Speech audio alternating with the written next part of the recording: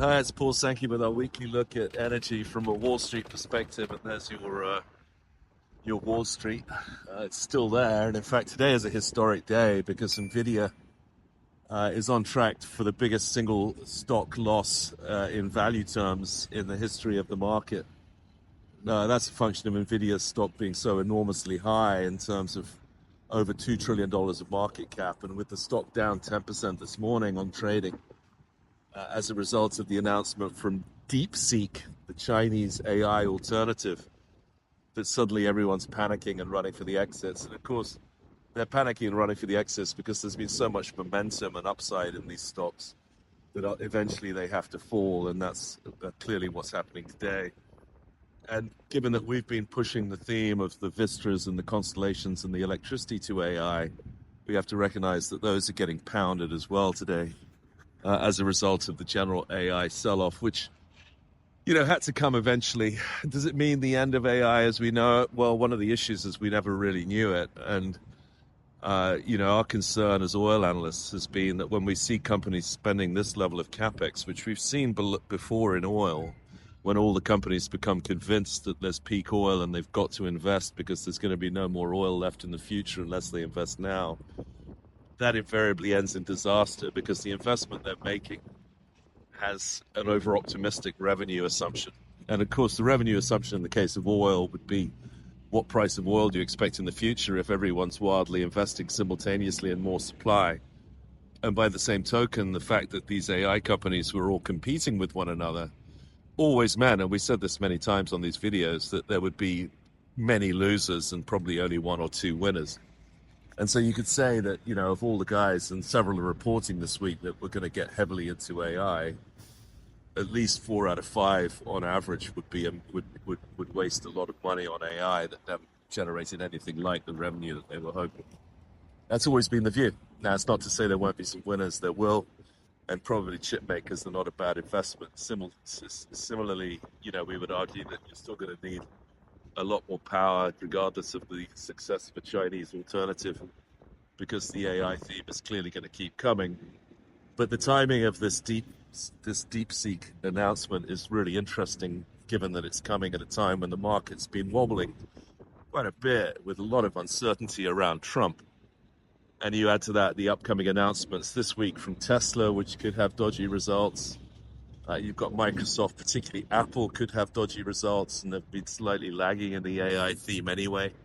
And then, of course, the most aggressive spender of this week's reports will be Meta, which is just falling over itself to announce more capex, upping itself consistently in terms of how much incremental power it's pursuing, all for a theme where I think the markets may be fairly nervous about Meta, given in the past couple of years, they had their history of a massive capex commitment into the metaverse, which basically, as far as I can tell, turned out to be a disaster. Managed to make Mark Zuckerberg look even more unreal than he does in real life in the metaverse. But anyway, the point of the matter is that, the capex was always likely to be overdone, and the theme was always likely to unwind. And we were wondering as we went into this week whether or not Meta and the others might just tip the market over the edge in terms of concerns about the AI spending. But of course now DeepSeek has triggered that sell-off, and we'll see how much more it has to give.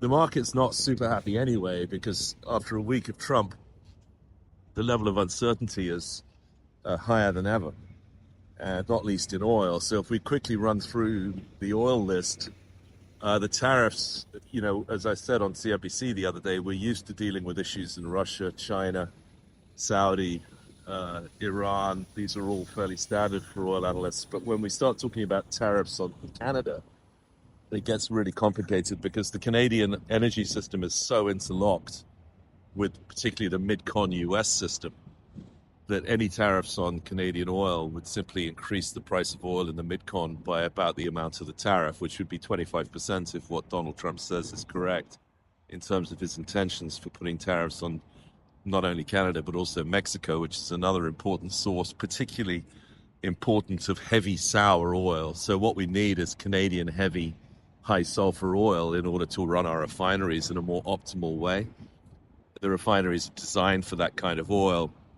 And if that oil was to get 25% more expensive, there are no easy alternatives at all to get the equivalent oil, because US production is light sweet, not heavy sour. And that's why Canada is so important to our oil system and why the tariffs are so potentially damaging. Then on top of that, you've got a back off in terms of, with Trump, a back off in terms of the potential for a deal with Russia. If you recall, he was talking about a day one solution. I think the market now is increasingly thinking that's not going to happen, obviously, because day one has passed. But at the same time, what we've seen with the shipping stocks, because we track the shipping stocks for what they think is happening in Russia, we saw a major jump in shipping rates as a result of the toughened sanctions that the Biden administration put on the Russian shadow fleet. And that just recently has sold off. It seems that the workarounds are working at high pace for the tanker smuggling to continue. Now, we'll see how that goes. But the main thing is, it seems like the Russia-Ukraine situation is going to last at least another 6 months. And that means continued disruption to oil markets, which basically is bullish. Now, at the same time, Trump directly appealed to the Saudis and OPEC to produce more oil to bring down prices.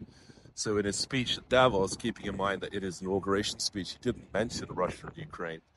In his speech at Davos, he fairly specifically said that if we bring the oil price down, we're going to hurt Russia. And he made that appeal basically directly to MBS, the Saudi Crown Prince, and in general to OPEC. And so the response to that is going to be interesting, because Saudi and Trump are clearly getting on very well. But Trump has actually managed to increase the Saudi offer of $600 billion of direct investment in the US over the next 4 years. He's requested that be $1 trillion, which is quite an impressive ask.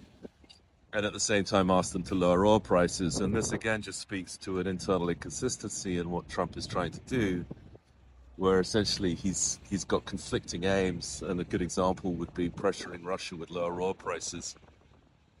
Having Saudi lower oil prices will increase their investment in the US, which doesn't really add up, because the Saudis would have lower revenues as a result of lower prices, obviously, and increased supply. And then at the same time, other internal inconsistencies, for example, lowering the deficit whilst increasing economic growth. So there's a lot of things here that don't hang together, but there's no question that the main concern of the market is tariffs. And we're not really getting a whole load of insight into exactly where and when those are going to land. The potential is definitely there for tariffs, for example, on China, but Trump has been backing off those. And so those net out to bearish. Tariffs on Canada would be extremely disruptive to the oil market and would net out as bullish for oil prices, but bearish for Mid-Con oil demand, because it would raise gasoline prices in the Mid-Con. And the list of inconsistencies and difficulties in second-guessing what's going to happen next continues. Right across the fact that almost all of the major Trump policy agenda in the first week was done with executive orders, which themselves tend to be subject to legal challenges and so forth that don't have any immediate impacts. So we have a market here which is trading quite high on fear, and obviously ready to sell off in terms of any major risk to the whole AI theme. That's what's happening today, whilst at the same time being surrounded by really the worst thing for the market, which is uncertainty over exactly what's going to happen next, with some potentially extremely big things in counter directions, such as tariffs on China versus sanctions on Russia and Iran. And of course, the potential for upheaval in the US, with the latest issue on tariffs being the spat that's broken out Trump and Colombia. So the market continues to fear the tariffs, which potentially will be negative. And we oppose tariffs. We can understand that you need a level playing field for trade, particularly with China. And Wall Street has always supported pressure on China to get them to play fair. But at the same time, things like tariffs on Canada are really quite damaging if they really go ahead, and even the talk of them is essentially damaging. Amongst the oils this week, we have Chevron, Exxon, and Phillips 66 reporting, Valero, Hess, some big names. Generally speaking, oil prices, as you know, were lower in Q4, so the results are not going to be blow the lights out, but all the companies are trading at discounted valuations. And so weaker earnings were expected. And the good news is that as of Q1, while refining remains pretty weak, it can get better here with lower utilization, and particularly the shutdown of the Lyondell refinery in Houston should tighten the refining market.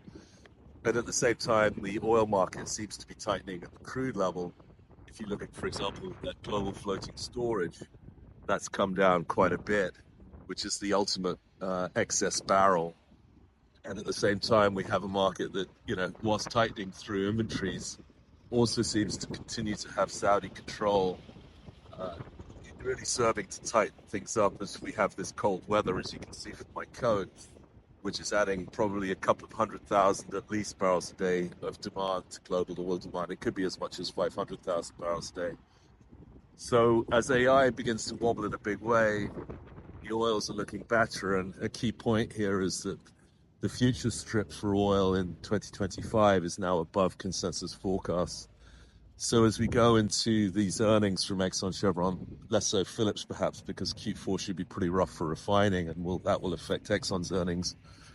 Chevron has some good news on the Tengiz Chevron front. They're starting up a major Kazakh project and continue to work towards getting the Hess deal done.